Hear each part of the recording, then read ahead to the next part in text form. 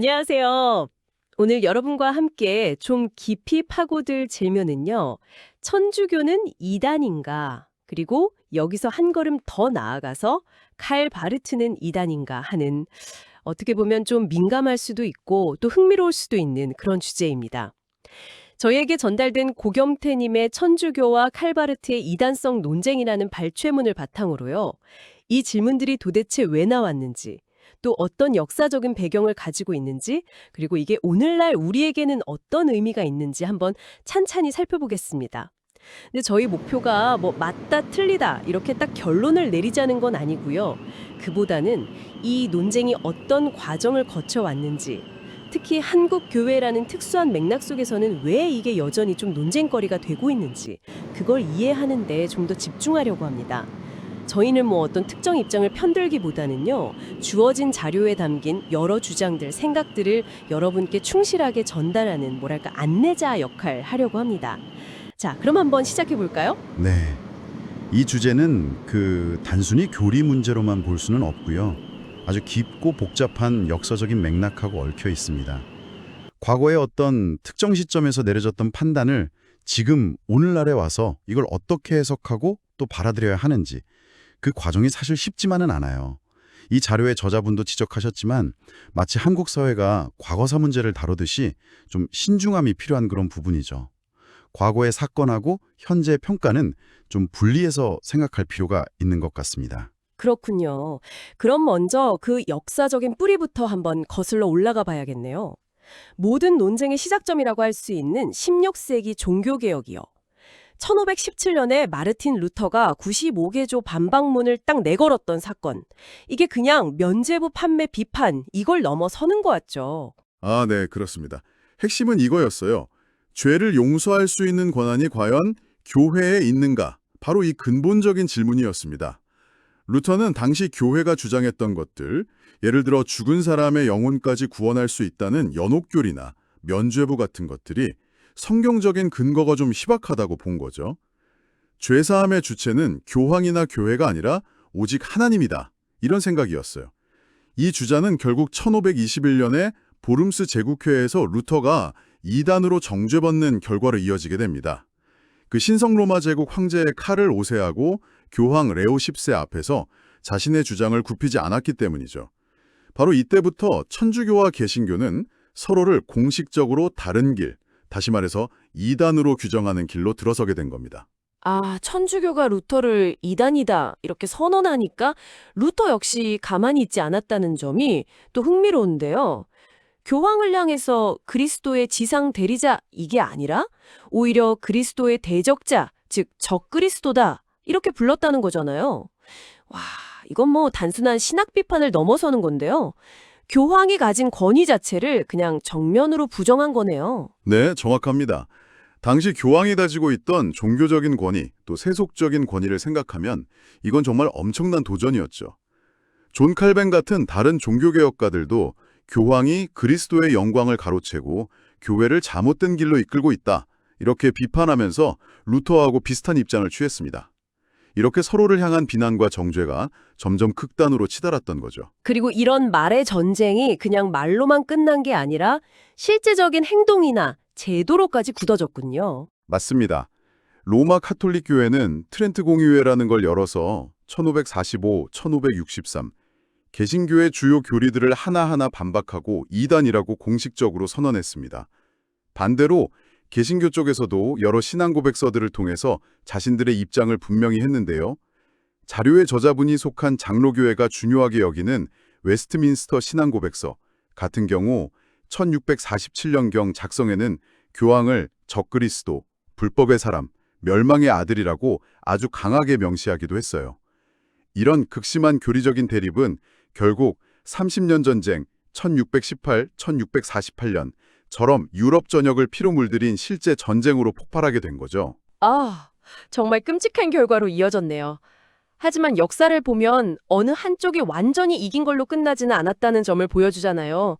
1648년 베스트팔렌 조약이나 1688년 영국 명예혁명 같은 사건들을 거치면서 전쟁이 일단락된 거죠. 저자는 이런 상황을 양자역학에 비유했던데 이게 서로를 부정하면서도 어쩔 수 없이 공존해야 하는 그런 모순적인 상태가 고착되었다. 이런 의미로 해석할 수 있겠네요. 네, 그 비유가 당시 상황의 복잡성을 잘 보여주는 것 같아요. 어느 한쪽이 다른 쪽을 완전히 없애지 못한 채 좀 불편한 동거가 시작된 셈이죠. 그리고 그 이후 유럽의 역사를 쭉 보면 종교적인 갈등이 완전히 사라진 건 아니지만 사회 전체의 구조가 바뀌기 시작합니다. 예를 들어 프랑스에서는 위구노, 그러니까 개신교도들에게 종교적 자유를 일부 허용했던 낭테 칙령 1598년이 루이 14세 때 폐지 1685되면서 다시 탄압이 있기도 했지만요. 결국 프랑스 혁명을 거치면서 카톨릭 교회가 가졌던 그 막강했던 세속 권력이 크게 약화되거든요. 그리고 1905년에는 라이시테라고 불리는 정교 분리법이 제정되면서 국가와 종교가 엄격하게 분리되는 세속주의 원칙이 확립됩니다. 즉, 유럽 사회 자체가 점점 특정 종교가 지배하는 사회에서 벗어나서 다원화되고 세속화된 사회로 변화한 거죠. 이런 사회에서는 국가나 사회가 특정 교파를 이단이라고 규정하는 것의 의미나 영향력이 과거하고는 비교할 수 없을 정도로 줄어들게 된 겁니다. 아하, 그렇군요. 유럽 내부에서는 이렇게 서로 인정하진 않지만 어쨌든 공존하는 복잡한 상태가 이어졌는데 이게 근대 제국주의 시대가 되면서 이 갈등이 새로운 무대, 바로 해외 선교지로 옮겨가게 되는군요. 근데 여기서 자료가 좀 흥미로운 분석을 제시하는데요. 선교 경쟁의 결과가 좀 예상과 달랐다는 거죠. 네, 그렇습니다. 저자의 분석에 따르면 좀 아이러니하게도 개신교 선교의 영향력이 강했던 지역들은 식민시대 이후에 오히려 그 지역의 토착 문화나 종교로 회귀하는 경향을 보였다는 거예요. 반면에 천주교 선교가 강했던 지역들은 독립 이후에도 천주교 지역으로 남는 경우가 상대적으로 더 많았다는 거죠. 저자는 이런 배경 속에서 천주교가 오늘날까지 세계 최대 단일 종교로서의 지위를 유지하고 있다, 이렇게 해석합니다. 물론 이건 저자의 시각이고 다른 해석의 여지도 충분히 있을 수 있습니다. 그런 선교 현장에서의 경쟁이나 갈등을 좀 완화하려는 움직임도 당연히 있었겠죠. 20세기에 들어서면서 교회 연합운동이라는 게 시작되었다고 하는데요. 네, 맞습니다. 개신교 내부의 어떤 분열이나 경쟁에 대한 반성에서 시작된 움직임이라고 볼 수 있습니다. 세계 복음주의 연맹의 전신인 복음주의 연맹인 EA 같은 조직은 복음주의 계열 교회들의 연합을 추구했고요. 좀 더 폭넓게는 세계교회협의회 WCC가 1948년에 창설되었습니다. WCC는 전 세계의 다양한 개신교 교파들은 물론이고 점차 로마 카톨릭이나 동방정교회와의 대화와 협력까지 모색하는 말 그대로 교회들의 연합기구라고 할 수 있죠. 이런 에큐메니컬 운동, 그러니까 교회 일치 운동의 영향으로 세계적으로는 교회들이 서로를 공식적으로 이단이라고 정죄하는 분위기는 20세기 중반 이후에 크게 약화된 것이 사실입니다. 다만 이 자료의 저자는 이 에큐메니컬 운동 자체의 신학적인 방향성에 대해서는 좀 비판적인 입장을 가지고 있다는 점은 언급하고 넘어가야겠네요. 아, 그렇군요. 세계적으로는 서로 비난하는 분위기가 줄어드는 추세인데 유독 한국에서는 왜 천주교를 여전히 이단으로 보는 시각이 상대적으로 강하게 남아있는 걸까요? 저자는 이걸 해프닝이라고까지 표현했던데 뭔가 세계사적인 흐름과는 다른 독특한 현상이다 이런 유언수군요. 지적해요. 이렇게 강력한 개신교 세력이 존재하기 때문에 다른 지역에서는 좀 찾아보기 힘든 방식으로 천주교를 견제하거나 비판하는 목소리가 나올 수 있다, 이런 분석이죠. 또 하나는 통계 해석의 문제인데요. 한국에서는 보통 개신교 인구 얼마, 천주교 인구 얼마 이렇게 별도로 집계해서 발표하는 경우가 많잖아요. 근데 세계적인 통계에서는 카톨릭, 정교회, 개신교를 전부 기독교, 크리스처니티라는 큰 틀 안에 포함시키는 경우가 많거든요. 그러다 보니까 한국 내에서는 개신교가 다소파처럼 느껴질 수 있지만 세계적인 관점에서 보면 천주교가 여전히 거대한 단일교파라는 현실인식이 좀 다를 수 있다는 겁니다. 아, 단순히 숫자만 볼 게 아니라 구조적인 측면도 봐야 한다는 거군요. 한국 개신교는 인구는 많아도 장로교, 감리교, 성결교 등등 수많은 교파로 나뉘어 있는 반면에 천주교는 단일 조직으로서 사회적 영향력을 발휘하고 있으니까 일부 개신교 입장에서 이걸 좀 견제하려는 심리가 작용할 수 있다. 이런 분석이네요. 네. 그래서 저자는 이런 한국 내의 움직임을 좀 더 거시적인 역사나 세계적인 추세에 비춰볼 때 다소 이례적인 해프닝으로 간주하는 것이고요. 그렇다면 이 자료의 저자이신 고경태님 개인의 입장은 정확히 뭘까요? 이 모든 역사적, 사회적 맥락을 다 고려할 때 춘주교를 이단으로 봐야 할까요? 말아야 할까요? 네, 이 지점이 저자의 주장 중에서 가장 흥미롭고 또 좀 생각해 볼 만한 부분인데요. 저자는 자신이 웨스트민스터 신앙고백서를 신봉하는 장로교 목사라는 걸 분명히 밝힙니다. 아까 말씀드렸듯이 이 신앙고백서에는 교황을 적그리스도로 규정하는 아주 강한 표현이 담겨 있거든요. 하지만 그럼에도 불구하고 저자는 오늘날 천주교를 향해서 이단이라고 정죄하는 것은 적절하지 않다고 주장합니다. 그 이유는 크게 두 가지로 볼 수 있는데요. 첫째는 종교개혁 시대의 상호 정죄는 이미 역사적으로 특정 시대의 산물이고 사실상 종결된 논쟁의 성격이 강하다는 것.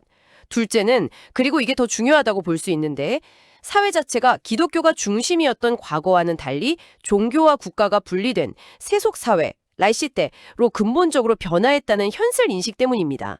과거와 같은 잣대를 현재에 그대로 적용하기는 어렵다는 거죠. 아, 그러니까 자신의 신앙적인 뿌리는 지키면서도 역사적인 변화와 사회적인 현실을 인정하고 그 안에서 뭔가 새로운 관계 맺기를 모색해야 한다? 이런 말씀이시군요. 타인을 이단이라고 딱 규정함으로써 내 믿음의 정당성을 찾으려고 하기보다는 내가 무엇을 믿고 또 어떻게 살아가는지를 보여줌으로써 스스로의 정체성을 세워나가야 한다. 뭐 이런 주장으로 들리네요. 네, 정확하게 보셨습니다. 저자는 자신의 주장을 뒷받침하기 위해서 칼바르트 신학에 대한 자신의 비판을 예로 들기도 하는데요. 저자는 개인적으로 바르트 신학에는 삼위일체 하나님 개념이 결여되어 있다고 아주 강력하게 비판합니다. 하지만 이것은 어디까지나 자신의 학문적인 연구와 비판일 뿐이지 바르트를 이단으로 공식적으로 판정 내리는 행위와는 분명히 선을 긋고 있어요. 이단 판정이라는 건 개인의 주장을 넘어서서 교단이나 공교회 차원의 아주 신중한 논의와 합의 과정이 필요한 매우 중대한 사안이라는 거죠. 현재 자신의 작업은 거대한 바르트 학계라는 산 앞에서 마치 그 어리석은 노인이 산을 옮기려 하듯 우공이산, 조용히 흙을 파내면서 자신이 연구와 주장을 개진하는 과정일 뿐이다. 이렇게 겸손하게 표현합니다. 섣부른 판정보다는 깊이 있는 공부와 성실한 연구를 통해서 진리를 탐구해 나가자. 이런 촉구로 읽힙니다. 그리고 마지막으로 저자는 한국 교회와 사회 전체에 좀 만연해 있는 얕은 지식에 대한 경고를 하고 있습니다. 특히 종교를 다루는 이들이 더 깊이 있는 성찰과 겸손한 태도를 가져야 한다. 이렇게 강조하시는군요. 네, 인문학, 특히 종교 분야에서의 깊이 있는 사유가 사회 전체의 깊이를 더할 수 있는데 얕은 지식과 부족한 경륜으로 섣불리 판단하고 행동하는 것이 오히려 세상을 더 피상적이고 각박하게 만들 수 있다는 그런 우려입니다. 저자가 내리는 겸손의 정의도 좀 인상적인데요. 자신의 능력을 넘어서는 일을 할 수 있다고 막 큰소리치는 게 아니라 자신이 할 수 있는 범위 안에서 최선을 다해서 자기 맡은 바를 성실히 수행하는 것, 그것이 진정한 겸손이다. 이런 지적입니다. 오늘 저희는 천주교는 이단인가? 이 질문에서 시작해서 16세기 종교개혁의 경랑을 거쳐 현대의 교회 연합운동, 그리고 한국교회의 독특한 상황까지 정말 긴 시간 여행을 한 것 같습니다. 고경태님의 자료를 통해서 이 논쟁이 단순한 교리 다툼이 아니라 얼마나 깊은 역사적, 사회적 맥락 위에 서 있는지를 다시 한번 확인할 수 있었네요. 그렇습니다. 특히 저자가 강조하는 핵심은 그 과거의 상호정죄와 비난의 역사를 오늘날 기계적으로 반복하기보다는 변화된 시대 속에서 각자의 신앙적 정체성을 어떻게 깊이 있는 탐구와 신중한 실천을 통해 세워나갈 것인가 하는 점이었습니다. 섣부른 판단 대신에 겸손하게 꾸준히 진리를 추구하는 자세의 중요성을 역설했죠. 웨스트민스터 신앙 고백을 따르면서도 현재의 천주교 이단 정제 시도에는 반대하는 어찌 보면 좀 복합적이면서도 성숙한 입장을 제시했다고 볼 수 있겠습니다. 네. 오늘 이 논의가 여러분 각자의 생각을 확장하는 데 조금이나마 도움이 되었기를 바랍니다. 여기서 한 걸음 더 나아가서 이런 질문을 던져보면서 마무리할까 하는데요. 저자가 언급했듯이 우리 사회는 점점 더 세속화되고 다원화되고 있습니다. 이런 현실 속에서 어쩌면 기독교 신앙의 정체성에 대한 진짜 도전은 과거처럼 교파 간의 해묵은 논쟁이나 이단 시비가 아니라 전혀 다른 차원에서 오고 있는 것은 아닐까요?